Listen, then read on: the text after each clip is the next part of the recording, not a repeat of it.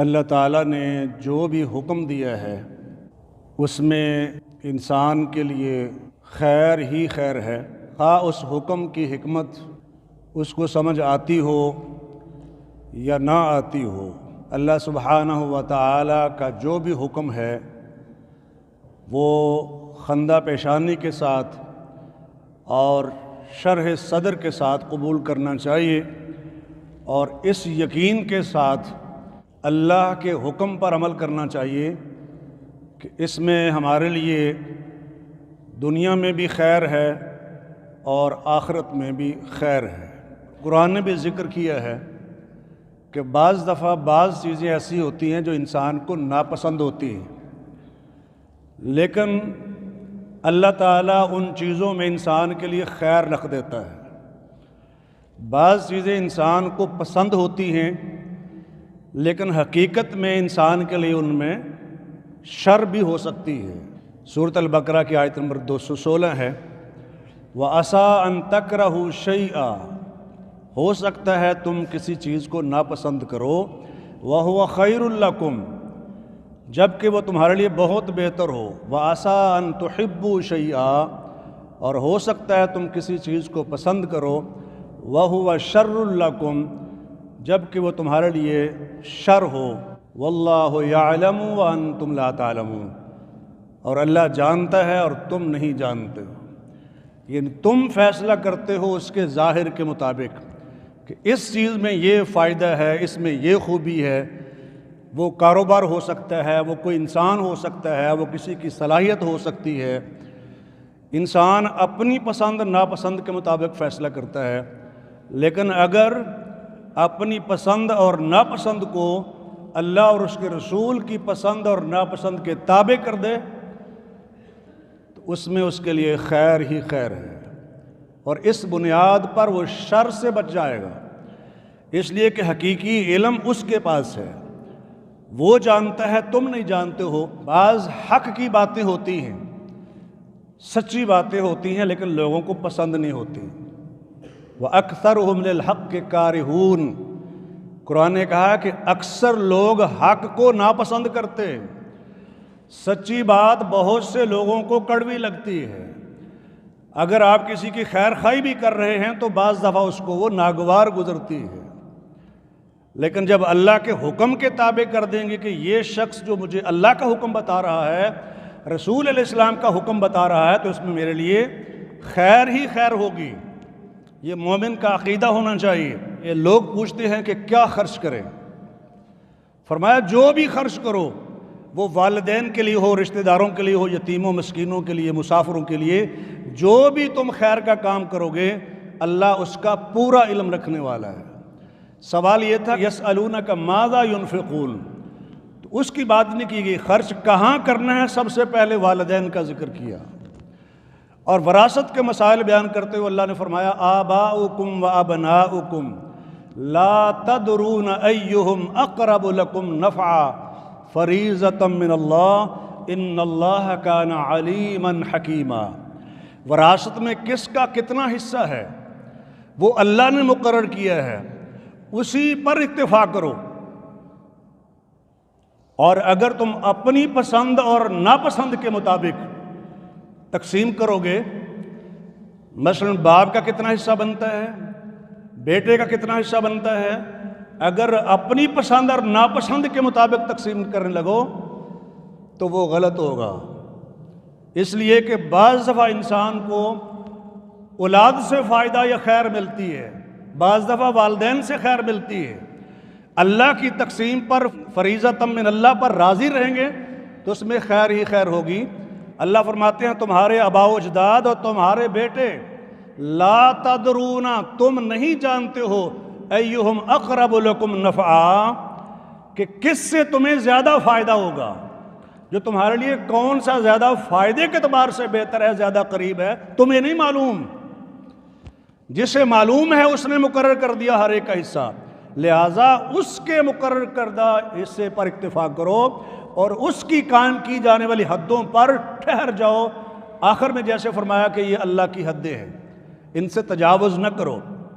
بعض دفعہ ہوتا ہے کہ انسان سمجھتا ہے کہ یہ چیز میرے لیے بری ہے، سخت گرمی میں انسان حال و بحال ہوا ہے، لیکن اللہ اس سخت گرمی کے ذریعے سے زمین کی پیداواری صلاحیت کو بہتر کر دیتا ہے، پھلوں میں رس آتا ہے، پھولوں میں خوشبو آتی ہے اس حدت کی وجہ سے، اس حرارت کی وجہ سے۔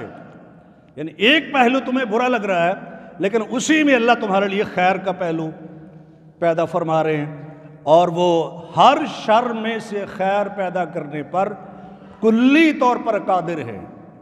لہذا اس کے حکم کو مد نظر رکھتے ہوئے کہ اس نے حکم دیا اس میں یقیناً خیر ہوگی۔ دوسری آیت کریمہ وَعَاشِرُوهُنَّ بِالْمَعْرُوفِ، عورتوں سے حسن سلوک کرو، دستور روٹین کے مطابق ان کے ساتھ اچھے طریقے سے پیش آؤ۔ فَإِن كَرِهْتُمُوهُنَّ، شوہروں کو یہ کہا جا رہا ہے کہ اگر تمہاری بیویاں تمہیں ناپسند ہوں، فَإِن كَرِهْتُمُوهُنَّ فَعَسَىٰ، تو ہو سکتا ہے ان تکرہوا شیئا، کہ تم کسی چیز کو ناپسند کرو، وَيَجْعَلَ اللَّهُ فِيهِ خَيْرًا كَثِيرًا، تو اللہ اس میں بہت زیادہ خیر رکھ دے۔ دوسری آیت کو ساتھ ملا لے سورۃ البقرہ کی، کہ جن چیزوں کو تم پسند کرتے ہو، جن کے پیچھے مارے پھرتے ہو کہ شادی یہاں نہ ہوئی تو مر جاؤں گا، میں اسٹوڈنٹ سے بھی مخاطب ہو رہا ہوں، ہو سکتا ہے تم یہ سمجھو کہ اس میں خیر ہے، یہ بہتری ہے، لیکن تم نہیں جانتے ہو، اللہ جانتا ہے۔ لہٰذا اللہ کے حکم کے تابع کرو اپنے آپ کو، جو چیز تمہیں ناپسند ہے اسی میں اللہ تمہارے لیے خیر رکھ دے گا، اور اس پر وہ قادر ہے۔ کتنے ایسے رشتے ہوتے ہیں جو والدین نے کروا دیے اور ان رشتوں پر رشک کیا گیا، ان رشتوں پر رشک کیا گیا، اس کا نصیب اچھا تھا اس خاتون کا، اس میں سے نیک صالح اولاد فرما بردار اللہ نے آپ کو دے دی، اس خاتون کے گھر میں آنے کی وجہ سے جس سے رشتہ نہیں کرنا چاہتے تھے، اللہ نے دنیا کی خیر و برکات آپ کے اوپر کھول دی، اور اس نے اس کے اندر خیر رکھ دی، اور وہ قادر ہے۔ لہٰذا اس کے حکم کے تابع رہ کر کرو گے تو اللہ اس چیز میں بھی خیر رکھ دے گا جو تمہیں پسند نہیں ہے۔ ہو سکتا ہے کسی چیز کو تم ناپسند کرو، وَيَجْعَلَ اللَّهُ فِيهِ خَيْرًا كَثِيرًا، اللہ اس میں بہت زیادہ بھلائی اور خیر رکھ دے، برکات رکھ دے اس چیز میں جو تمہیں پسند نہیں ہے، وہ کاروبار ہو، وہ خاتون ہو، وہ کوئی بھی چیز ہو سکتی ہے، شیئن کا لفظ ہے۔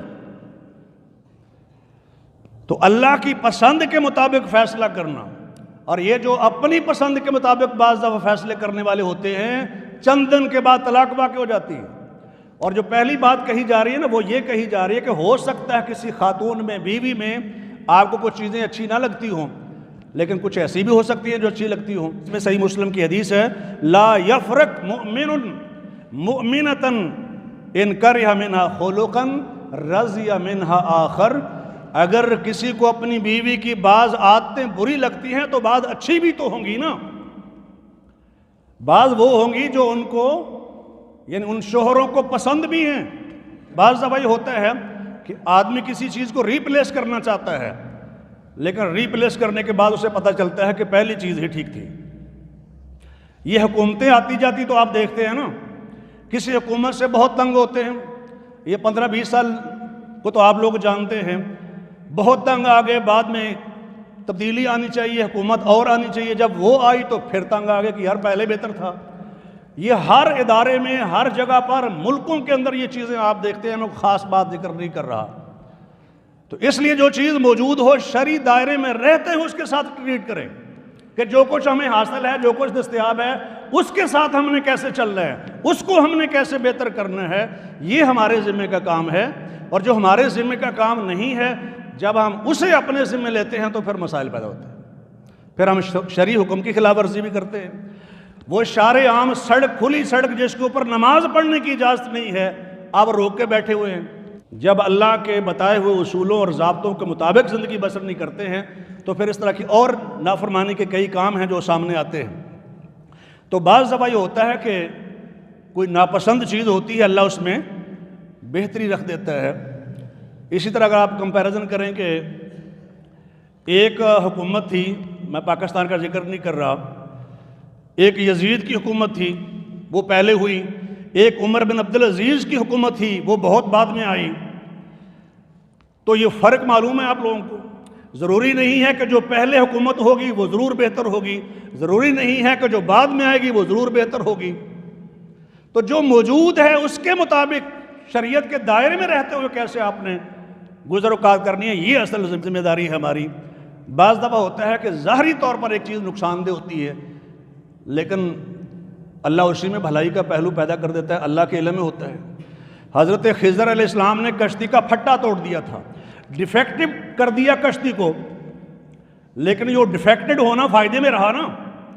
اگر پھٹا نہ توڑا جاتا ساری کشتی جاتی، تو اللہ نے اس میں خیر پیدا کر دی کہ پھٹا توڑ دیا ہے، لہٰذا اس پر کوئی قبضہ نہیں کرے گا۔ آگے جو بادشاہ تھا تمام اچھی کشتیوں پر غصبانہ قبضہ کر لیتا تھا، تو وہ تھوڑے سے نقصان کی وجہ سے وہ زیادہ نقصان سے بچ گیا۔ تو بعض دفعہ تھوڑا نقصان ہو تو اس کو برداشت کرنا چاہیے کہ اللہ نے بڑے نقصان سے بچا لیے۔ یہ روزمرہ کی زندگی میں تو آپ دیکھتے ہیں، میں جذباتی گفتگو نہیں کر رہا، بہت سی ایسی چیزیں ہیں، واقعات ہیں آپ کے روزمرہ کے۔ اللہ چاہتا تھا کہ تمہیں مسلح لشکر سے ٹکرائے، تم نہیں چاہتے تھے، اللہ نے ٹکرا کر تمہیں مال غنیمت بھی دیا اور برکات نازل کر دی صحابہ بدر پر، بدر کے شرکاء پر۔ یہ نہیں چاہتے تھے لیکن اللہ نے انہیں عطا فرما دیا۔ ایک آدمی ہے، وہ پارکنگ میں گاڑی کھڑی کرنا چاہتا ہے، لیکن اس سے پہلے اس کی گاڑی پنکچر ہو چکی ہے اور اس کے انجن سے دھواں نکلنا شروع ہو گیا ہے۔ وہ وہیں رک گیا، پریشان ہے کہ یہ کیا ہو گیا ہے۔ لیکن تھوڑی دیر کے بعد جہاں پارکنگ کرنی تھی وہاں اوپر سے لینڈ سلائیڈنگ ہوتی ہے، کوئی بڑا پتھر پارکنگ میں آ گرتا ہے۔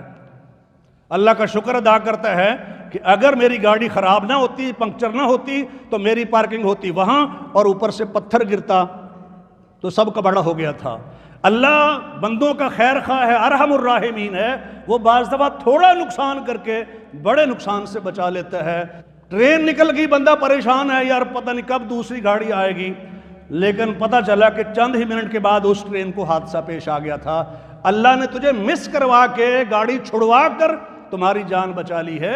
اللہ کے حکموں پر بھروسہ کرو، اللہ پر ایمان اور یقین رکھو، اللہ ارحم الراحمین ہے، وہ بندوں کا بھلا ہی سوچتا ہے۔ وقت انہی الفاظ پہ اکتفا کرتا ہوں، آخر دعوانا الحمدللہ رب العالمین۔